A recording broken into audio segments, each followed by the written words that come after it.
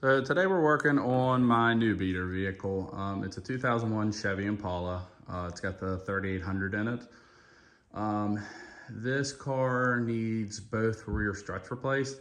The fronts aren't too bad, but the backs are pretty much shot.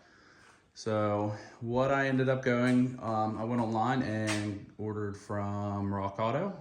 They're called Monroe Roadmatics. I'll show you the part number here in a minute. There's the box that they came in. And this is pretty easy. After you have to do these, you do have to have the vehicle line. But the ones that I got for this was right here. There's the part number for them. As you can tell, I did not get the police or taxi package. I heard the police and taxi package have a little bit different of a spring rate to help with the sag of the rear end of these cars. I was going to do that, but the Roadmatics were $40 a piece and the police and taxi package were $90 a piece. So with it being a beater, it's not getting the best. I just can't handle how bad the rear is.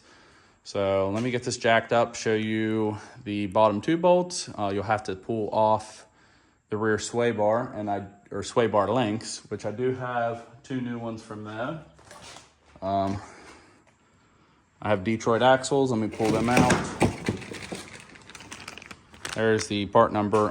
The front of this car also had to have the sway bar links replaced. So while this is off, since I have to put a new strut on it, it's also going to get two new sway bar links. So let me jack the car up, pull the wheel off, and we'll get started on it. So with the wheel off, obviously you're gonna have to disconnect this. I'm not gonna unhook it from here. I'm just gonna unhook it from the sway bar itself. These two nuts on this side have to come out, and then you should be able to push down on it enough to get it out. So there is 3 bolts up there for the strut mount, but I'm going to wait until the bottom's out before I mess with those so it stays up into place. And then I'll show you reassembly. So let me figure out what size this is. Let me figure out what size the sway bar link is, and then I'll let you know as it comes off. So those 2 bolts are let's see what size that is. A 21 millimeter. And the sway bar link here, that nut is 18 millimeter. Let me focus. So you will have to hit those nuts out. Be careful not to mushroom end the end of the bolt. That way you'll be able to get it back in. So let me show you before I start to hammer on those. Let me go ahead and loosen the bolts that are in the trunk, and then pretty much other than that, you should be able to push it down and get it out of the way enough to drop the hub so you can swing it out. With this being completely shot, I doubt it's going to give me any trouble, but you never know. Guys, today's video sponsor is going to be by Eats and Wolf Tire Gauge. This is a digital display gauge, and the nice part about this is you guys a lot of times have the mechanical ones for the tire gauges, and it gets you in the rough ballpark, but this is a nice LED display. The box actually comes with, of course I can't open it with one hand, comes with AA or AAA batteries to already put in it. And the reason that you want one of these gauges, guys, if you're working on any vehicle or if you just want to keep your regular maintenance up, you can check the tire wear, how it's uneven. A really good way to take care of that is by having one of these digital gauges. I'm going to list the list down in the description where you can purchase this on Amazon.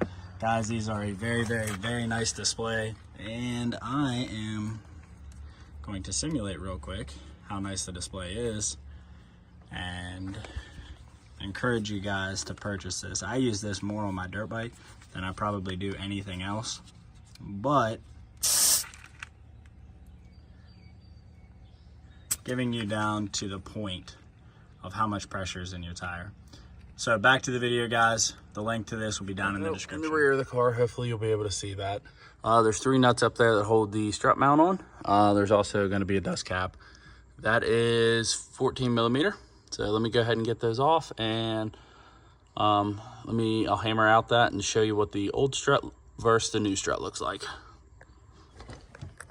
So once the bolts come out, I already pulled the top 3 out. It should just slide out. I don't know if I can do it with one hand, But if you push down on the, I'm gonna call these trailing arms, I assume that's what they are, there should be plenty of space to squeak that bottom of the strut out past it, and then you just reinsert the new one.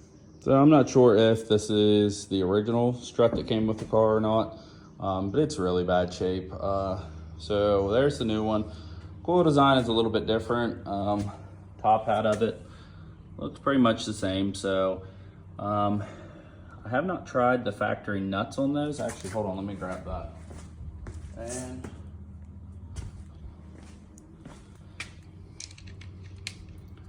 so whenever you're doing this, go ahead and keep the factory ones because they'll work on the top of this Monroe. So other than that, squeeze it back up in there, put the bolts in, and then it's just pretty much easy from that point, just reinstall. So one of the tricks, especially if you're doing this by yourself, I would try to wrestle the bottom of it in, put at least one bolt, and then use a jack. Like I said, there's 3 holes that it has to go into. And once one bolt is in the bottom, you should be able to come back here. I think it's lined up. At least one of them's lined up. And then you may have to slightly spin it. On the other side, I had to use a screwdriver to get the studs to line up. But once you get 2 of them in there, the third one just pops in. So the way the dust cover is, you're supposed to put it in now, which makes it hard to get to that back bolt. So you're gonna have to find a happy in between with getting that in there. But this pretty much wraps up this video. If you have any questions, comments, anything, comment below and we'll get back to you.